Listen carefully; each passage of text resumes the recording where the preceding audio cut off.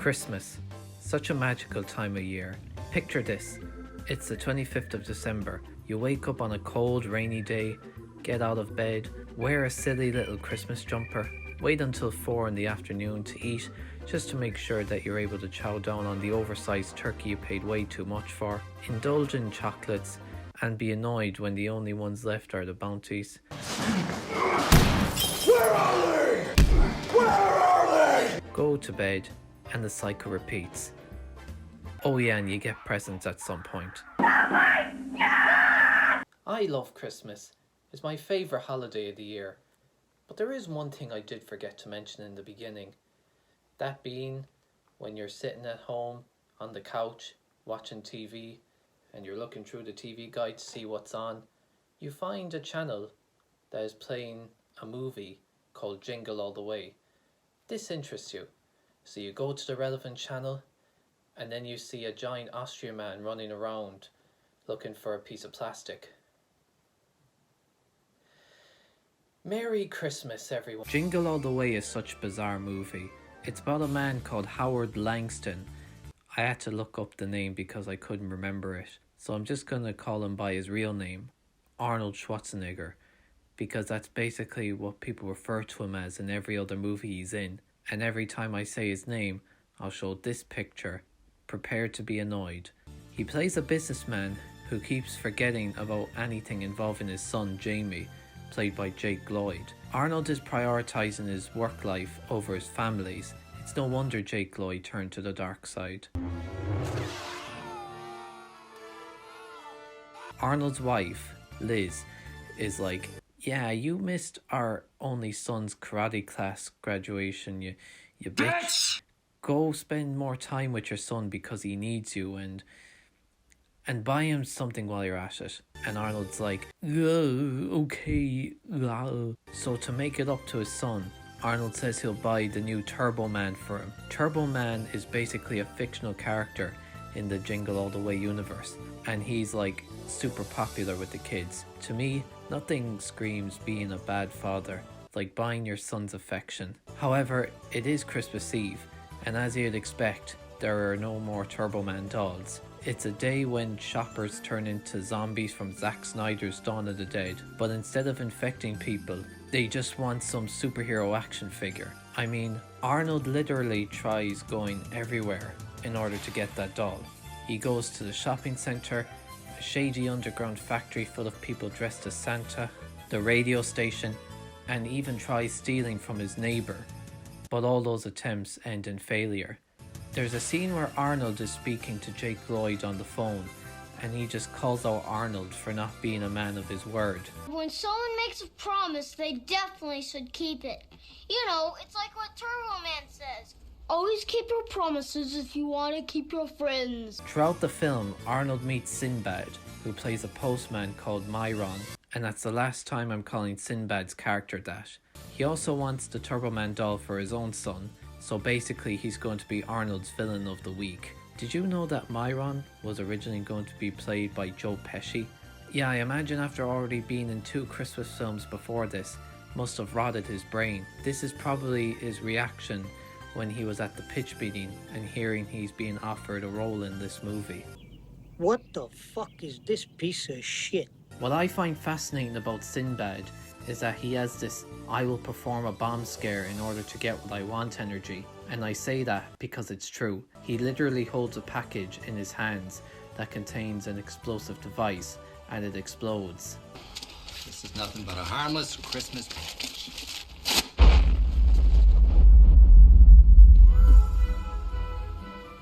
That was really a bomb? Even though this would put him behind bars in real life right away, you have to remember, this is a cartoon world where he can get away with it because it's not the end of the film yet. There's actually a moment in the film when Arnold and Sinbad have a heart-to-heart conversation at a diner. It's the only time in the film when they're both together and they don't want to kill each other on the spot. During the climax of the movie, there's this big Christmas parade, and Arnold ends up standing on a float wearing a Turbo Man costume because the organizer thinks he's someone else. And by pure chance, he gets the doll he was looking for. Hooray! But what's this? Sinbad dresses up as Turbo Man's villain Dementor and they have a fight to the death over the doll. Oh my god. I imagined at this point the insanity would slow down, but no, the tempo couldn't be any faster. Sinbad kills Turbo Man's sidekick, Booster.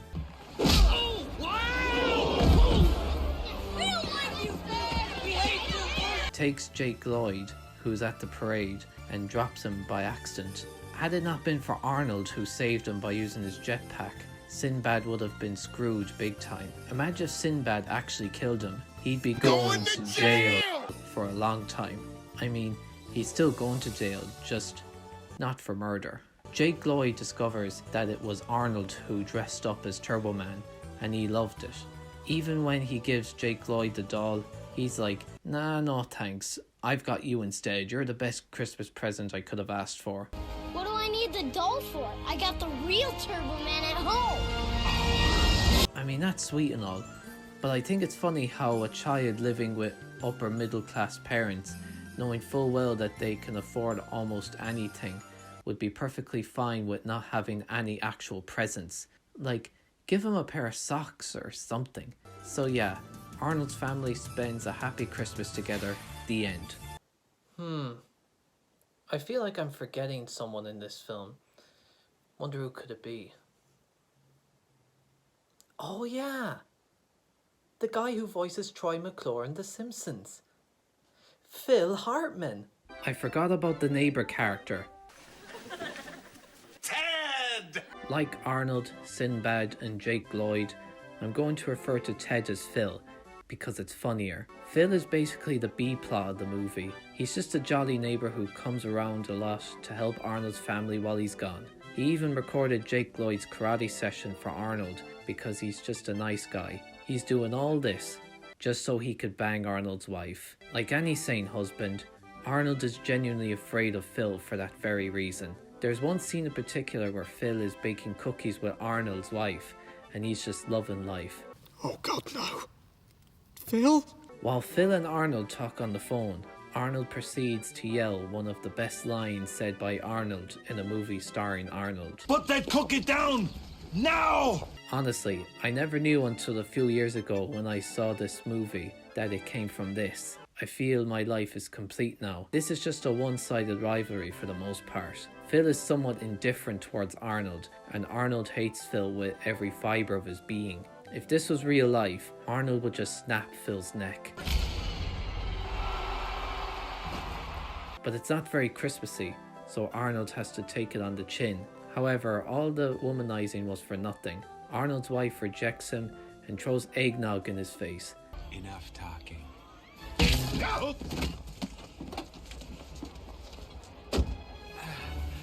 Well, that didn't exactly go as well as I'd hoped. Probably a worse fate than being turned into a dumbbell for Arnold. There's also a policeman who keeps conveniently showing up whenever Arnold gets in trouble throughout the entire film. But he's more of a minor roadblock than a genuine threat like Sinbad or even Phil, so I won't go into any more detail on him. A, B, C. What do I think of this movie? Well, I don't know, to be honest. Is it a worthy Christmas movie to put on every year? Yeah. Is it up there as one of the best Christmas movies of all time? Probably not.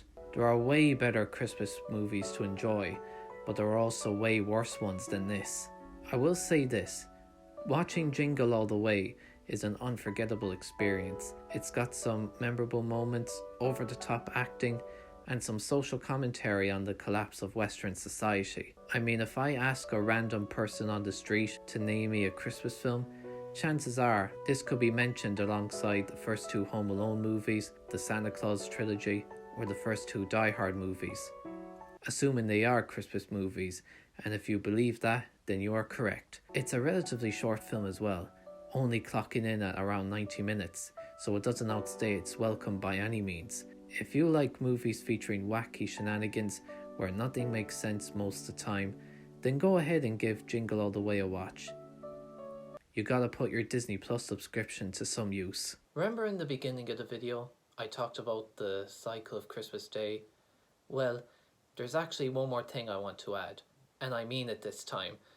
That being you'll be sick and in desperate need to puke after eating a lot of food and drink throughout the day. So luckily for me, I have a container beside me, you know, just in case.